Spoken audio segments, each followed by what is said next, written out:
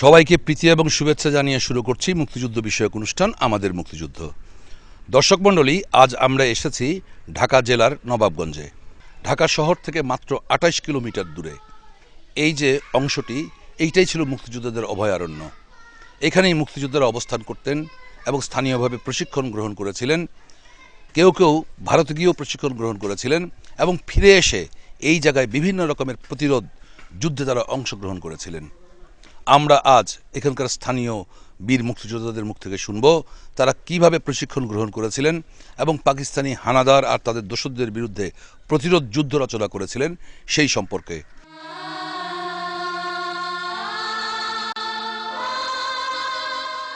এটি হচ্ছে বর্ধনপাড়া বাবুবাড়ি ক্যাম্প। ১৯৭১-এর মহান মুক্তিযুদ্ধের সময় এই ক্যাম্পেই অনেক মুক্তিযোদ্ধা প্রশিক্ষণ গ্রহণ করেছিলেন এবং এখান থেকেই অনেকগুলো যুদ্ধ পরিচালনা করা হয়েছিল। এই বর্ধনপাড়া ক্যাম্প সম্পর্কে বলতে গেলে যেটি বলতে হয়, ঢাকা থেকে ২৮ কিলোমিটার দূরে নবাবগঞ্জ থানায় এই ক্যাম্পটি প্রতিষ্ঠিত ছিল। পাশে দিয়েই বয়ে গেছে ইসামতি। মুক্তিযোদ্ধারা এই জায়গায় প্রশিক্ষণ গ্রহণ করতেন, অবস্থান করতেন এবং এখান থেকেই ঝাঁপিয়ে পড়তেন হানাদারদের উপরে। সবসময় যে মুক্তিযোদ্ধাদের নিয়ন্ত্রণে এই অঞ্চলটি ছিল তা কিন্তু নয়। এই অঞ্চলে পাকিস্তানি হানাদারেরা বারবার আক্রমণ পরিচালনা করেছে, জ্বালিয়ে পুড়িয়ে ছারখার করেছে এই বর্ধনপাড়ার আশপাশের অঞ্চলগুলোকে, যেমন পালবাড়ি, ব্যাপারী বাড়ি সহ বিভিন্ন বাড়িঘরগুলো, এগুলো জ্বালিয়ে দিয়েছিল পাকিস্তানি হানাদারেরা। পাশেই বক্সনগর মাঝিপাড়া, সেখানে ১১ জন নিরীহ মানুষকে নির্মমভাবে হত্যা করেছিল। ৬ জন মানুষ আজও বেঁচে আছেন তাদের শরীরের সেই আহতের জখমের বোঝাগুলো বহন করে। এখানেই শহীদ মৃত্যুবরণ করেছিলেন সাধু দাস, যিনি ছিলেন পাকিস্তান আমলে লায়ন সার্কাসের একজন মালিক। এরকম করে অনেক অজানা ঘটনা আমরা এখান থেকে জানতে পারবো। কথা বলবো সেই সময় এই ক্যাম্পটি যিনি পরিচালনা করেছিলেন, যার দায়িত্বে এই ক্যাম্পে প্রশিক্ষণ গ্রহণ করা হতো, বিভিন্ন কর্মকাণ্ড পরিচালিত হতো, সেই বীর মুক্তিযোদ্ধা মোহাম্মদ রমজান আলী ভূঁইয়া। তার মুখ থেকেই শুনবো যুদ্ধের সেই সময়কার তাদের অভিজ্ঞতার কথাগুলো।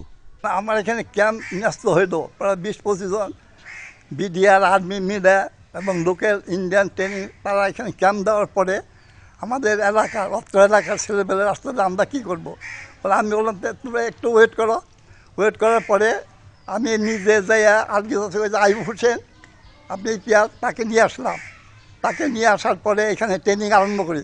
প্রথম তো ১০-১৫ জন, এতে তখন হয়ে গেলো প্রায় ৪৮ জন। তখন 2টা গ্রুপে ভাগ করে ট্রেনিং আরম্ভ হলো। এই ট্রেনিং চলে প্রায় ৩ মাস।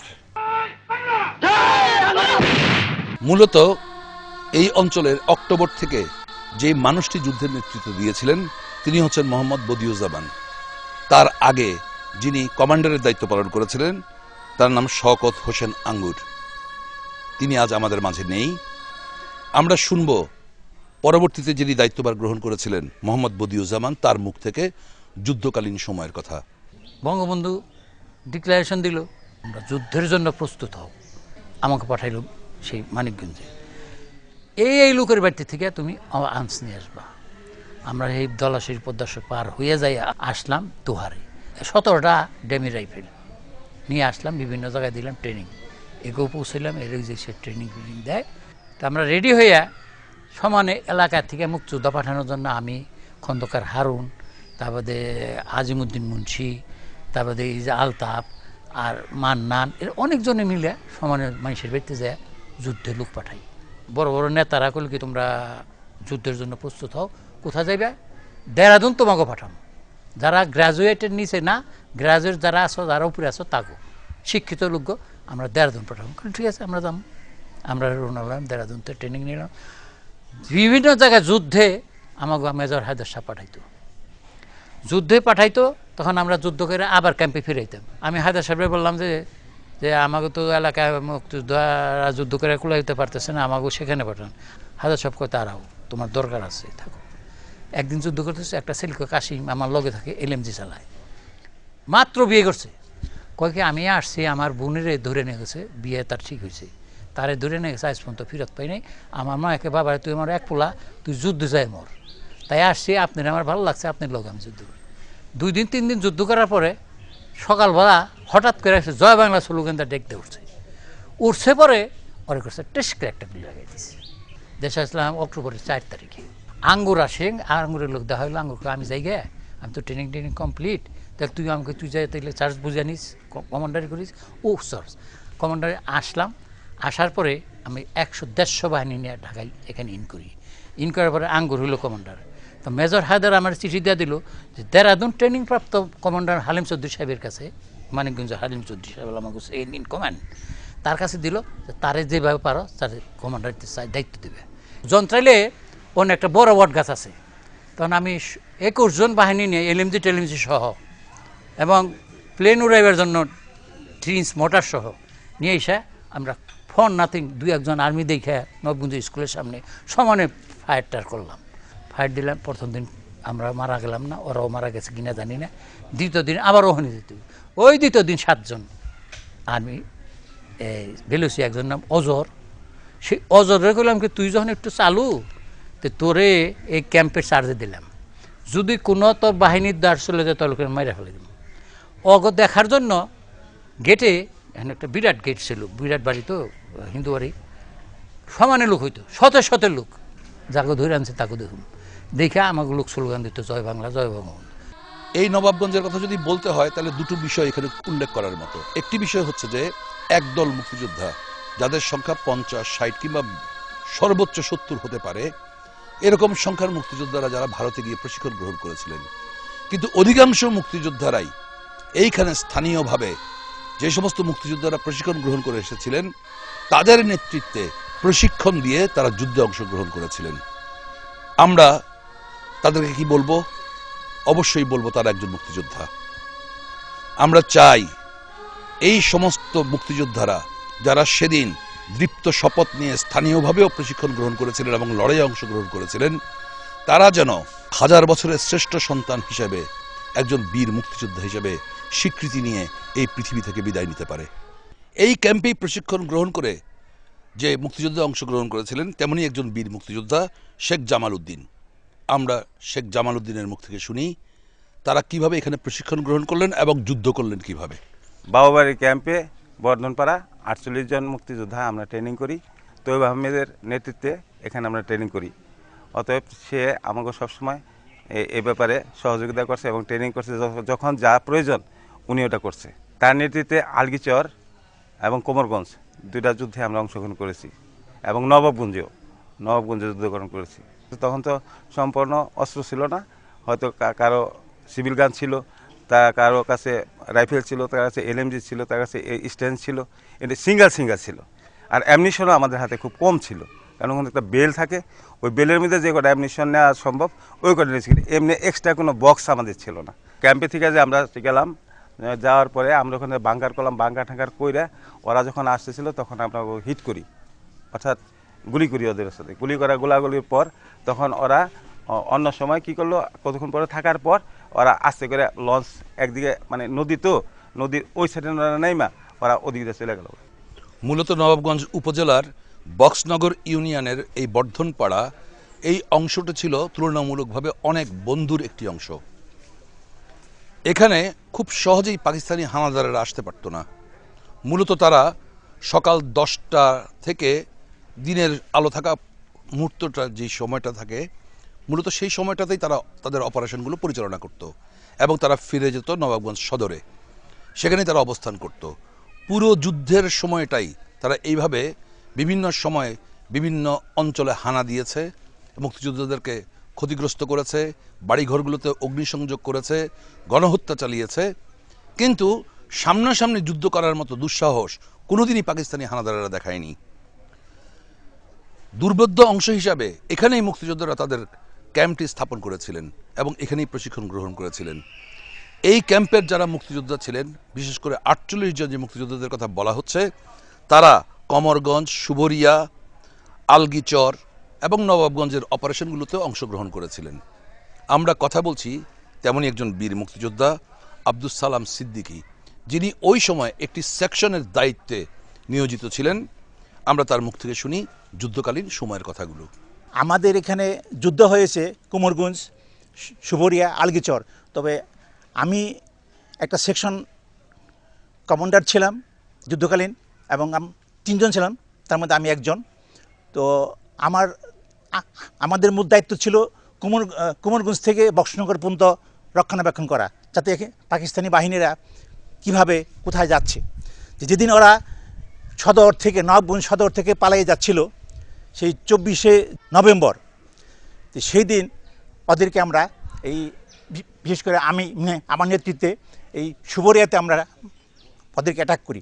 এবং সেই অ্যাটাকের সময় ওরা যখন দেখলো যে এখানে মুক্তিযোদ্ধা আছে, তখন ওরা নৌকা পার হয়ে আমাদের এই পারে এসে এই বর্ধমপাড়া, এই যে পালবাড়িগুলি ছিল, যে সেই পালবাড়িগুলো ওরা আগুনে জ্বালিয়ে দেয়। ঢাকা যাওয়ার সময় আগুনে জ্বালিয়ে দেয়। মুক্তিযুদ্ধের রণকৌশলের মধ্যে একটি অন্যতম কৌশল হচ্ছে হিট অ্যান্ড রান, অর্থাৎ যেখানে শত্রুরা অবস্থান করবে সেই জায়গায় মুক্তিযোদ্ধারা সংগোপনে এগিয়ে যাবেন, অতর্কিত আক্রমণ চালাবেন এবং তারপরে আবার তারা সেখান থেকে সরে আসবেন। এই যে হিট অ্যান্ড রান, এর মধ্যে দিয়ে মূল উদ্দেশ্য ছিল শত্রুদের ক্ষয়ক্ষতিটাকে বাড়িয়ে তোলা এবং তাদের মনোবলকে ধ্বংস করে দেয়া। আমরা একজন বীর মুক্তিযোদ্ধার সঙ্গে কথা বলবো, যার নাম মোক্তার হোসেন বাদল। এই যে বর্ধনপাড়া বাবুবাড়ি ক্যাম্প, এই ক্যাম্পেই তিনি প্রশিক্ষণ গ্রহণ করেছিলেন এবং এখানকার যে কয়েকটি লড়াই সংগঠিত হয়েছিল, বিশেষ করে কমরগঞ্জ, সুবরিয়া, আলগিচর এবং নবাবগঞ্জে, সেই লড়াইগুলোর যে কোনো একটি যুদ্ধ সম্পর্কে তার মুখ থেকে আমরা জানতে চাইব।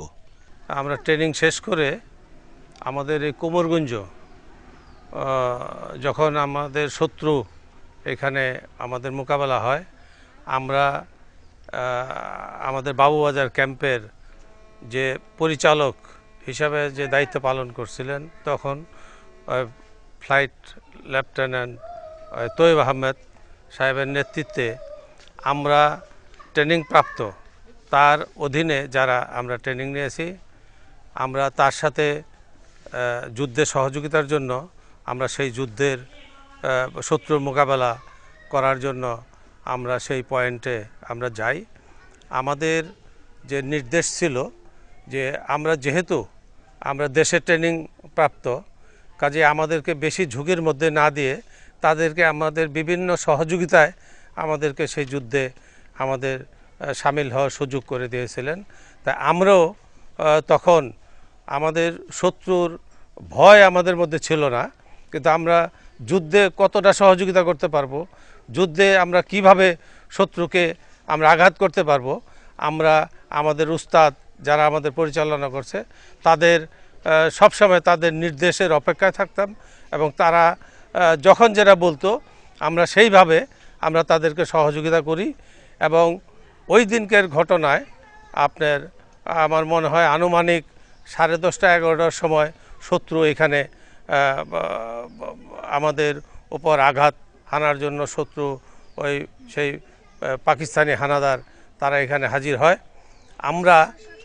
আমার মনে হয় যে 2 ঘন্টার মতো তাদের সাথে সে গুলি বিনিময় এবং বিভিন্নভাবে তাদেরকে শেষ পর্যন্ত আমরা পরাস্ত করতে আমরা সক্ষম হই এবং তাতে করে তারা শেষ পর্যন্ত তারা পিছপা হয়ে তারা এখান থেকে তারা ব্যাক করে। আমরা তখন যেখানে খবর পেতাম আমরা সেখানেই আমরা যুদ্ধের জন্য আমরা ঝাঁপিয়ে পড়তাম এবং আমরা সেই খবরে আমাদের ভূমিকা আমরা সক্রিয় ভূমিকা রাখতাম। শহীদ সৈয়দ হোসেন ছিলেন একজন বীর মুক্তিযোদ্ধা। 1971-এর 25শে অক্টোবর তিনি এবং তার সহযোদ্ধা মাকসুদুর রহমান চিনু সহ পাকিস্তানি হানাদারদের হাতে ধৃত হন। 6 ডিসেম্বর 1971-এ সৈয়দ হোসেন সহ অন্যান্য বীর মুক্তিযোদ্ধাদের হত্যা করা হয়। অলৌকিকভাবে বেঁচে যান যুদ্ধাহত মুক্তিযোদ্ধা মাসুদুর রহমান চিনু। সেই দিন যারা সেই শহীদ মৃত্যুবরণ করেছিলেন, শহীদ সৈয়দ হোসেন সহ সেই সমস্ত বীর যোদ্ধাদের প্রতি জানাই গভীর শ্রদ্ধা।